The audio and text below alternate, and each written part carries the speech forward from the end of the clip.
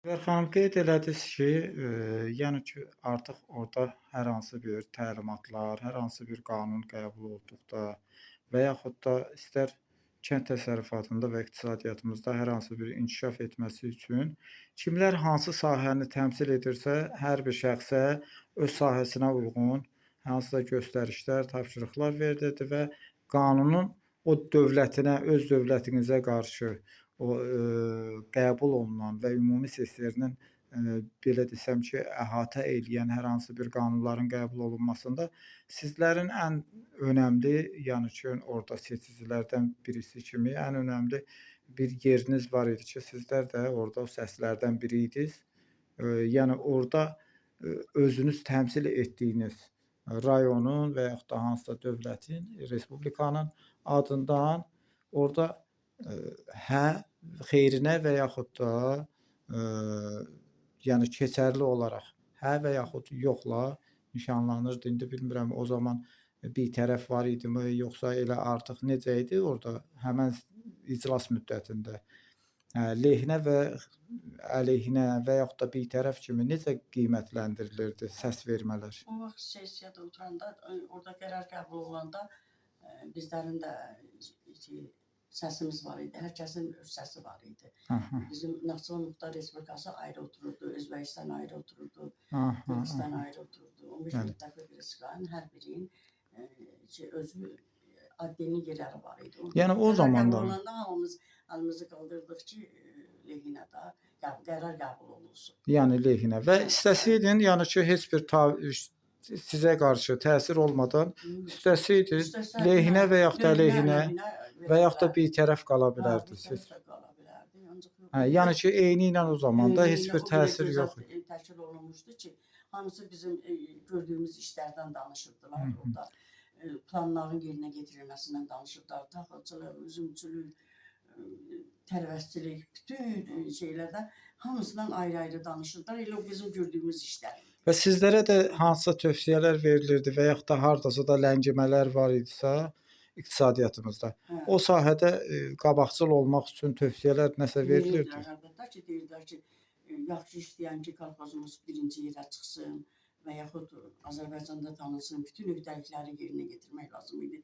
Gecəyimizi gündüzümüzə qatıb işləyirdik ki, Hı hı. bütün öhdəlikləri yerinə yetirək ki, bizim də kolxoz sahib seçilən. Yəni belə anladım ki, ən azından orada sizə hər hansı bir tövsiyələr verdikdə, siz o tövsiyəni işçilərdən, yəni bölüşürdünüz, rayonunuzda hansı ki, o məmurlarla bölüşürdünüz və burdan isə onların üzləşdiyi problemləri isə artıq məclisdə səsləndirirdiniz, eləmi? Hə, səsləndirdik. Deyirdilər ki, kim nə istəyir yazsın. Aha, çətinliklərinizi Heç səsləndirirdiniz. çətinliklərimizi demədik. Hə, yəni Heç ki, demədik. Ona görə ki, o vaxt biz kommunizmdə yaşayırdıq. hə, icazə o qədər də belə deyirdilər ki, O qədər də deməyin. şey yox idi da. Azadlıq yox idi ki, ən azından istəmirdilər ki, üzləşəliyin. Və bununla bağlı sizin hansı ki, çıxışlarınız ərəfəsində və yaxud hansısa tədbirlər ərəfəsində sizə bir neçə məsəl biz baxırıq da burada qramotalar var, fəxri fərmanlar var. Hansı ki, əsas o zaman üçün Lenin müqəddəsliyi var idi. Leninin təmsil edən, Leninin şəkli ilə, yəni ki, hər bir sahədə onlar tam olaraq görünür. Məsələn, bax biz burada görürük sizin tam olaraq Azərbaycan Respublikasının əmək veteranı adı verilib sizə və o cümlədən də bir dənə o birisi ordenlərin hamısını görürük və fəxri diplomları, qramotaları və hər birini bunları da görə bilirik. Həm də bizə gözümüzə dəyməyən bir maraqlı bir nüans var. Yəni Azərbaycan Respublikasının əmək veteranı adı verilib, həm də sizdə hal-hazırda həmən ordeni görə bilmirik. Yəni əmək veteranı olaraq sizi heç bir ordenlə tərtib heç bir olunmamış. ordenlə tərtib olmamışıq. Aha. Mən sizə ilk öncə siz nəyə qayıtmaq istərdim ki, məsələn biz tam olaraq orada mandatı hamısını görə bilirik. Fəxri diplomların da sırasında baxanda, yəni ki, eynilə bizi kimi izləyicilər də görə biləcəklər ki, həqiqətən Azərbaycanı təmsil eləyən hər hansı bir dövlət qurumu tərəfindən heç bir fəxri fərman Yəni ki, müstəqillik dönəmimizdən bu günə, yəni ki, 91-dən bu günə heç bir fəxri fərman və yaxud da, diplom, hər hansı bir, tərtib olunma təşəkkürnamə belə yoxdur.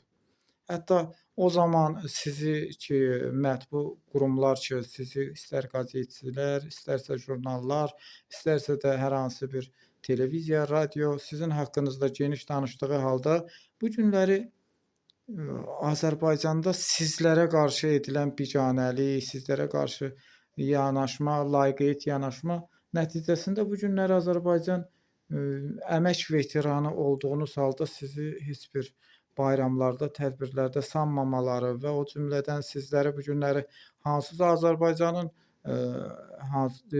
belə desək ki, qurucularından birisi kimi Heydər Əliyev kimi bir şəxsiyyətlə uzun müddət istər Rusiyada, istərsə də Azərbaycanda görüşlərdə olduğunuz halda, onun nitqini dinlədiyiniz halda, onun tövsiyələrinlə ən azından fəaliyyət göstərdiyiniz halda bu günə kimi Azərbaycanın heç bir qurumu sizə dəstək olaraq heç bir tədbirlərdə çağırıb Azərbaycanın ən azından Azərbaycanın da bir neçə Azərbaycan bayrağı ordenimiz var, şöhrət ordenimiz var idi, nə bilim, İstiqlaliyyət ordenimiz var idi, ən azı əmək veteran ordeni var idi.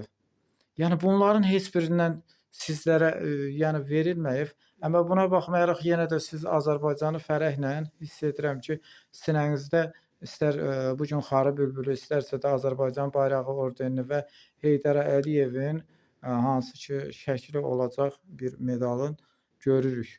Həm də dövlət tərəfindən heç bir diplom, medal heç nə ilə tərtib Heç nə ilə. demək olar ki, yaddan çıxdınız. Yaddan çıxmışıq da. Biz SSR dağıldı, biz də SSR-in içində dağıldıq. Bir adam bizi axtarmadı, tapmadı ki, Heydər Əliyevə nə qədər dəstək olmuşuq. Seçkilərində, Heydər Əliyevin Bakıdan Naxçıvana gəlməyində nə qədər bizim dəstəyimiz var idi. Yəni hansı ki, postsovet dağılan müddətdə Dağılan hansı ki, Heydər Əliyevə ki, qucaq açdı Naxçıvan Hə. və həmin ərəfədə də Heydər Əliyevin köhnə kadrlarından hansı ki, Heydər Əliyevin dəstəklədiyi adamlar onun ətrafında bəli, ətrafında cəmləndi və sonda isə Heydər Əliyev baxmayaraq ki, dəstəkləmişdiniz, ətrafındaydınız, sonda nədənsə kimlərsə şəraitmi yaratmadı deyim, kimlərsə laqeydmi yanaşdı və sizlərin təcrübəsindən və sizlərin elmindən yararlanaraq ən azından parlamentin formalaşmasında, indiki Milli Məclisimizin formalaşmasında,